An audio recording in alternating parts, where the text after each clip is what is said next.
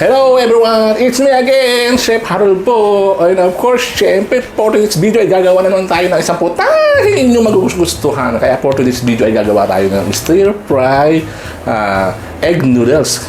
Kaya ano pa hinihintay natin? Narito po ang mga ingredients sa ating lulutuin ngayon.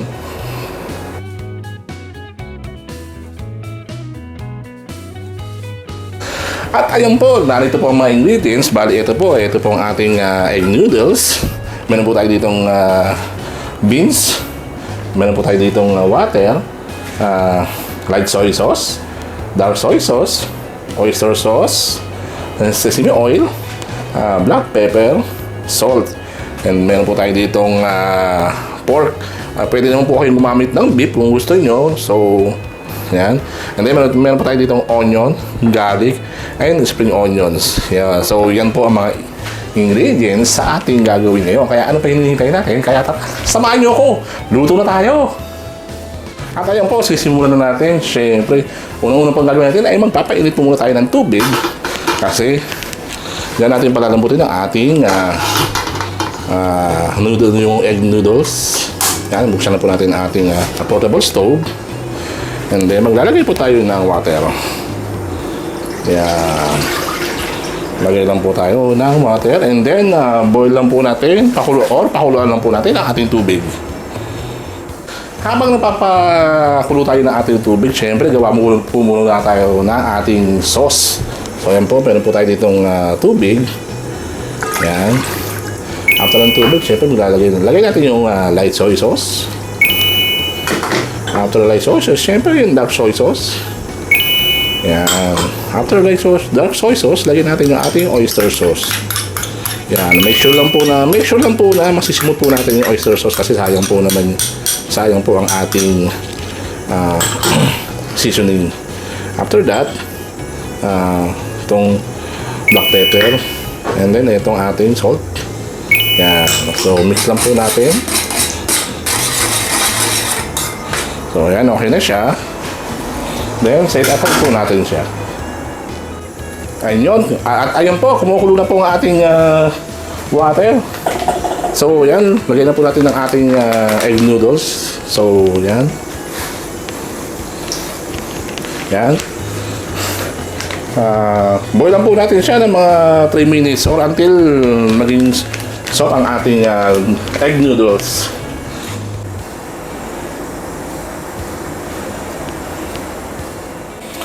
At ayun po, 3 minutes na po. Siyempre, hanguin na po natin ang ating noodles. So, ayan po, haluin na po natin siya. Yan.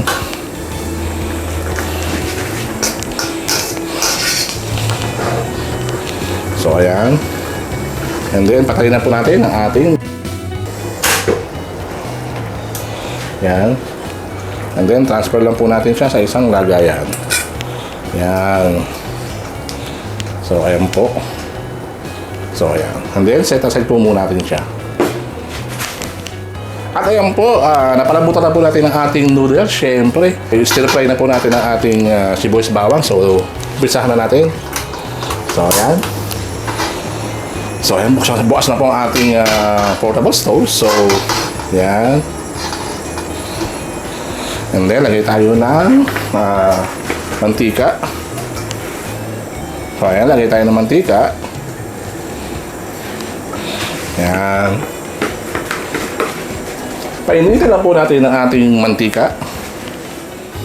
Ayun, mainit po ang ating mantika. So, umpisa na natin. So, lagyan na po natin ang ating sibuyas. Yan, bali brown onion po ang ginamit po natin dyan. Kung gusto niya pong red onion, okay lang po. So, ayan. Sutayin na po natin ang ating onion o hanggang sa maging translucent siya. So, ayan, after nyan, siyempre, sunod natin yung ating garlic or yung bawang. Yan.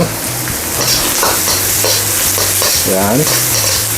Sunod na po natin ang ating garlic until lumabas yung aroma ng ating bawang. So, ayun, no, gaya ngayon, no.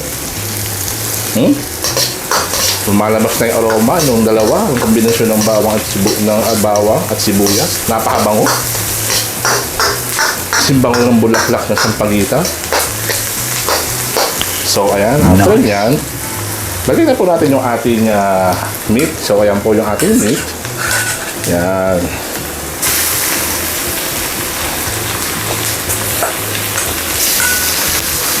Ayan.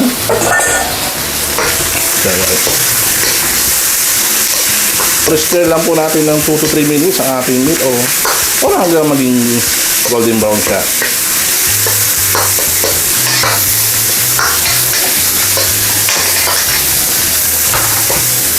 So, ayan.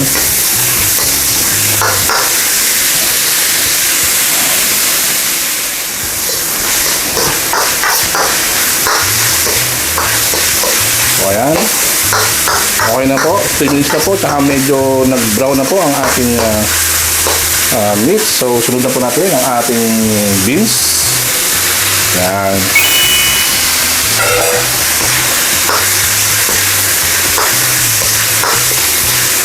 Yan. Stir lang po natin siya ng another 2 to 3 minutes again. So, medyo lutuin lang po natin ng slight ang ating beans.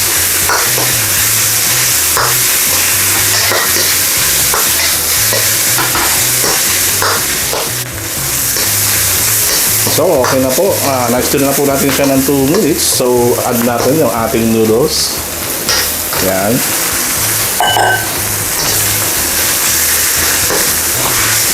Yan. Stir lang po natin siya. Yan. Then, add natin yung ating sauce. So, ayan.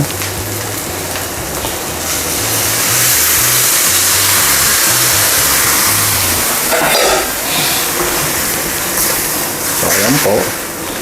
Add yung ating noodles, syempre.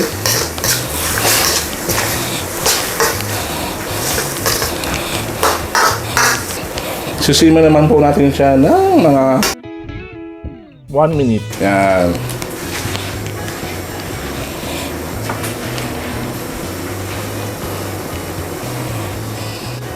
So, ayan po. Nasimmer na po natin siya. So, okay na po siya. Batayin na po natin ang ating portable stove. And then, lagay po natin ang ating spring onion. Yan. And then, mix lang po natin siya. Ayan. Then, lagyan po natin siya ng sesame oil. Ayan. Yan na magbibigay ng aroma dyan. Another aromatic na amoy. Ayan. So, ayan po. Luto na po ang ating stir fry egg noodles. Okay. At ayun po, tapos na po tayong magluto. Siyempre, ita-transfer naman po natin ang ating ginawang stir-fry egg noodles sa ating serving bowl. Yun, ang bango ng aming sesame oil. Yung aromatic ng sesame oil. Yung aroma ng sesame oil, napakabango. Kaya, gayahin nyo itong lutuin. So, ayan.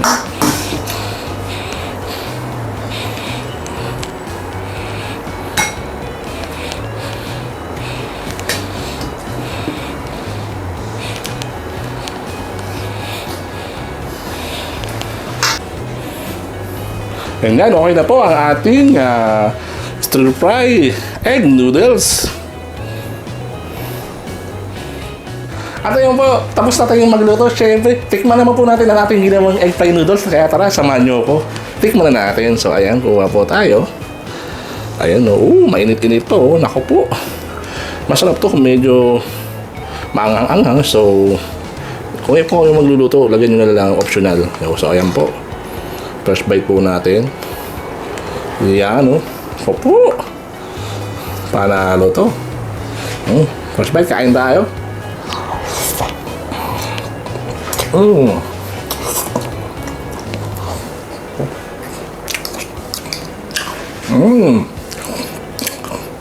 Swak ng saksa pala nasa nito pag natipan nyo itong ginawa kong stir-fried noodles. Kaya subukan nyo na. Naku po. Wow! Napakasarap. Pwede pang snack, pang ulam, pang merienda sa hapon. Pwede.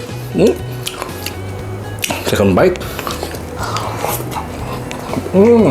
Tamang-tama. Wow! Ang lasa ng umami. Yung mga seasoning na natin. Yung mga seasoning na nilagay natin, syempre, sarap. Talagang lumasa. Wow! Talagang lumasa siya. Napakasarap. And so, ayun, itutuloy ko lang po ito sa likod ng cameras. And syempre, ang masasabi ko lang is sipag at tiyaga lang kailangan sa buhay para makamit ang mga pangarap. Kaya hanggang sa susunod pong muli, maraming salamat. Bye-bye!